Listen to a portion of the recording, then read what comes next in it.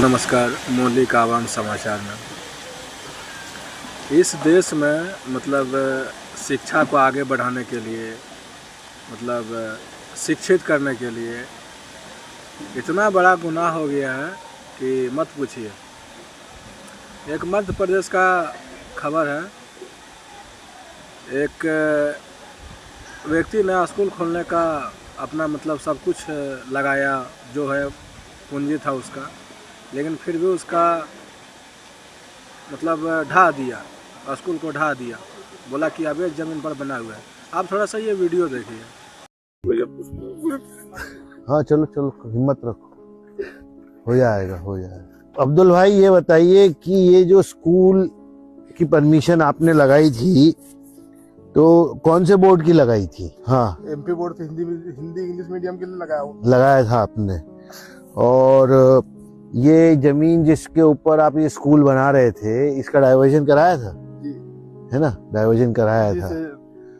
और ये जो आपने स्कूल बनाया, इसके लिए पैसे कहाँ से आए? मेरी खेती बाड़ी है साहब। हाँ, मैं 2023 से इसको रजिस्ट्रेशन कराया तो जुगाड़ नहीं था, तो थोड़े थोड़े पैसे जोड़ रहा था। हाँ, अब कुछ उधार लिया रिश्तेदारों से, दोस्त भाइयों से। हाँ, ऐसा कुछ नहीं था कि छोटा सा भवन बनाना है। ठीक है। तो पंचायत ने आपको नोटिस दिया था ये भवन नहीं बनाने के लिए या एनओसी लेने के लिए? किसी तरह का कोई नोटिस नहीं, जिंदगी में कभी नहीं आया। मुझे जिस चीज की कसम खिला लो, मैं जैसा बोलूंगा वैसे खाने को तैयार हूँ। या गाँव के भी लोगों को पता है कि नहीं है, किसी तरह का कोई नोटिस नहीं दिया गया।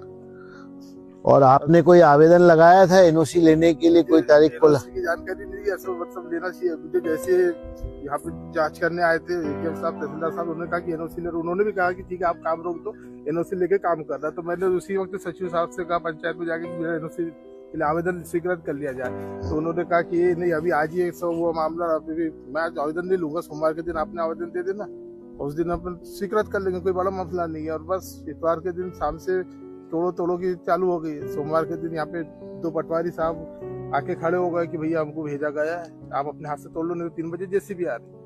मैं तहसील की तरफ भागा, वहां जाके आवेदन दिया एसडीएम साहब को, तहसीलदार साहब को, कि ये मेरा भवन को छोड़ दिया जाए। अगर स्कूल से किसी की समस्या है तो मैं स्कूल नहीं खोलता। कल मंगलवार के दिन कलेक्टर साहब के पास में पहुंचे, हम कलेक्टर साहब के पास में पहुंचे और वहाँ पे यहाँ मेरा भवन गिरा दिया गया। ठीक है। कलेक्टर साहब के पास कोई सुनास ही नहीं है हमारी, उनको भ्रमित कर दिया गया था हमारे बारे में। और आपको कोई नोटिस मिला कि ये भवन अवैध है, इसको तोड़ा जाए, इसको तोड़ा जाएगा? तो साथियों, किस तरह से बीजेपी की गुंडागर्दी यहाँ चल रही है। एक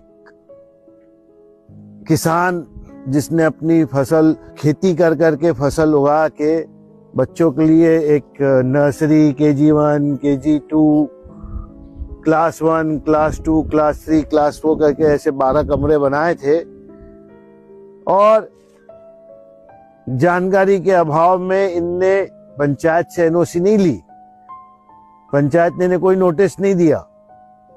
जब इनको पता चला कि पंचायत से एनओसी लेना पड़ता है तो इनने आवेदन लगाया कि पंचायत से एनओसी लिया जाए।